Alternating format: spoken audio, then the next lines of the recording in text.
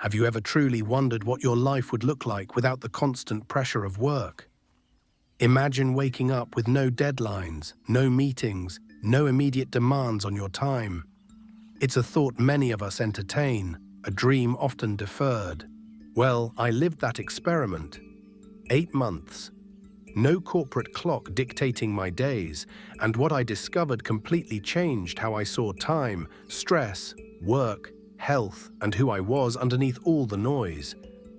It was an awakening. Like many of you, I wasn't financially ready to retire, not even close. I didn't have a perfect plan, and the uncertainty was daunting.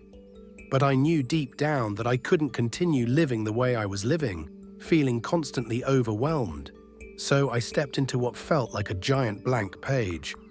Long, quiet mornings, slow coffee, time for writing, and simply breathing.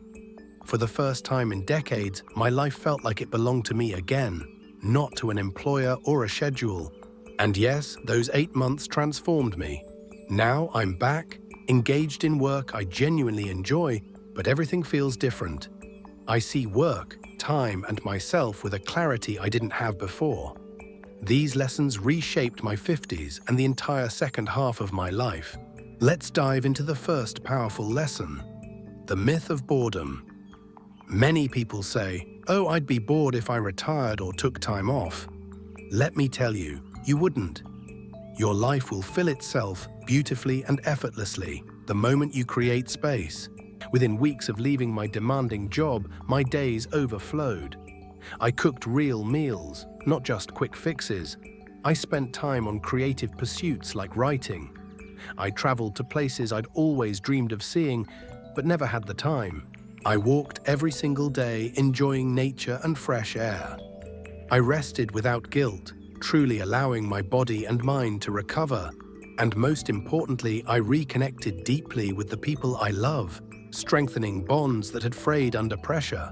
You see, purpose doesn't come solely from your employer or your job title. Purpose is already inside you, a quiet hum waiting to be heard. You might have just been too exhausted or too busy to notice its presence. When you create space, your innate curiosity and passions resurface. You start exploring hobbies you shelved years ago or discover new ones. It's a rediscovery of your own vibrant inner world, rich with possibilities. The joy of unstructured time is profound. It's not about doing nothing, but about doing what truly resonates with your soul. It's about building a life that reflects your authentic self, rather than a prescribed routine. The second lesson hit me like a truck. You finally understand what chronic stress actually feels like by living without it. It took nearly 2 months for my body to truly calm down after quitting my job. And that's when I realized the truth. I had been living in a constant state of fight or flight for years, a low-grade hum of anxiety that I'd normalized. My body was holding on to so much tension, and I hadn't even realized the depth of its impact. Once that chronic stress began to lift, everything changed dramatically. My sleep deepened, becoming truly restorative. My joints, which had often ached, started to feel more fluid and less painful. My mood lifted, and I found myself experiencing genuine joy and lightness I hadn't felt in ages. The persistent brain fog that had clouded my thinking finally disappeared, leaving me with newfound mental clarity.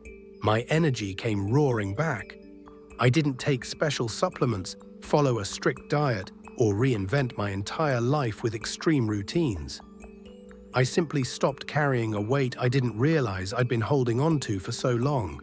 Now that I'm working again, I feel stress the moment it appears. A tight chest? That's a warning. My stomach feeling off? I know I need to slow down. Mind racing at night? Something in my day has to give. Your body tells the truth long before your mind does. It's a wise messenger, constantly giving you signals.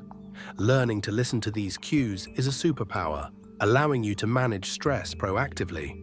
This brings us to the third lesson. Work doesn't just take your time, it occupies the very edges of your life.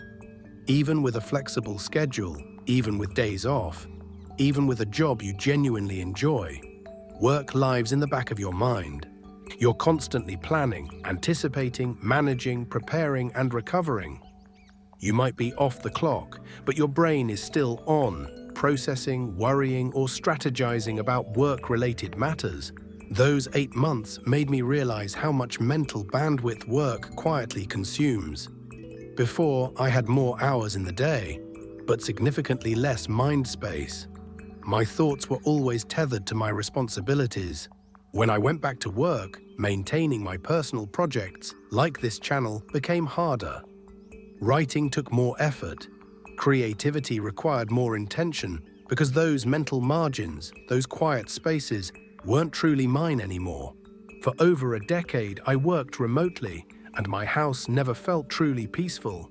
It felt like an extension of my workplace, a cage rather than a sanctuary. I wasn't trying to escape my home.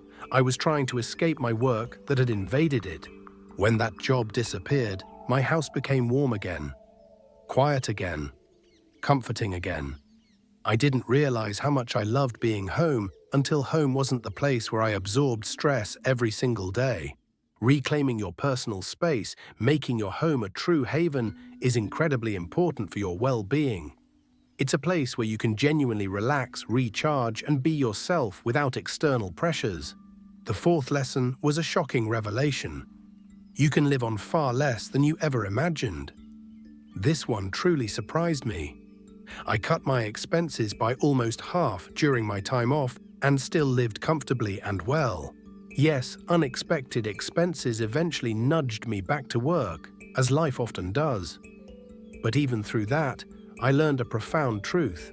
I don't need as much money as I thought I did to be happy and secure. You don't necessarily need the big salary or the constant lifestyle inflation that often comes with it. You can live simply, mindfully, and be perfectly okay, finding joy in experiences rather than possessions.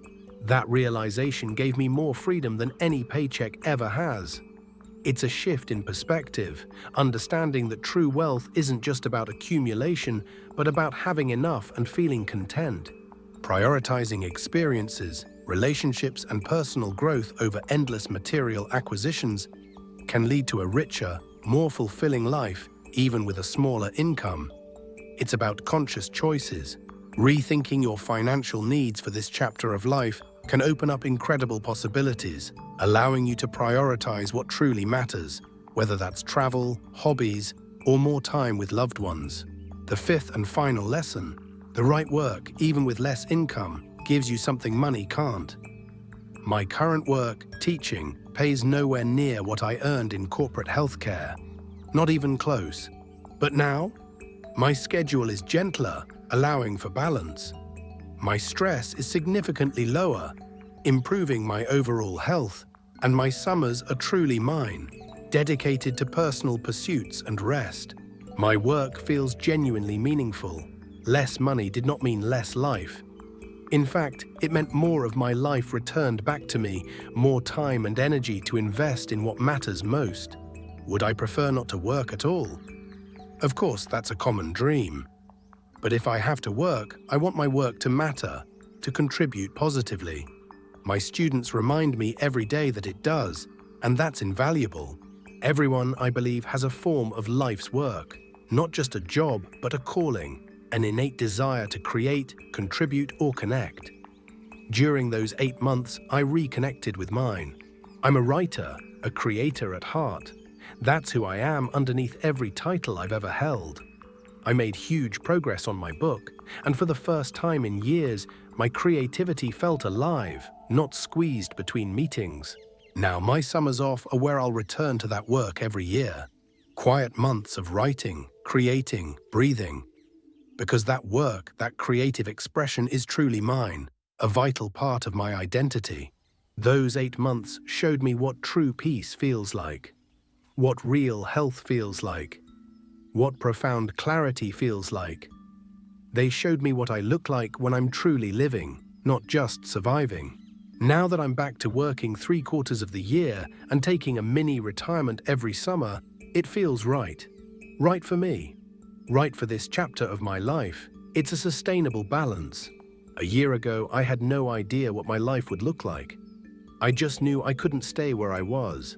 And now here I am, slowly, steadily, finding my way, building a life that aligns with my deepest values. This is what your 50s, 60s, and beyond are for. Figuring out what truly fits, bravely releasing what doesn't, and building a second half of life that actually feels like it belongs to you. I encourage you to reflect on your own journey. What changes could bring you more peace and purpose? Share your thoughts, your wisdom, or your own experiences in the comments below. Let's learn from each other. Thanks for being here, friends. I'll see you in the next video.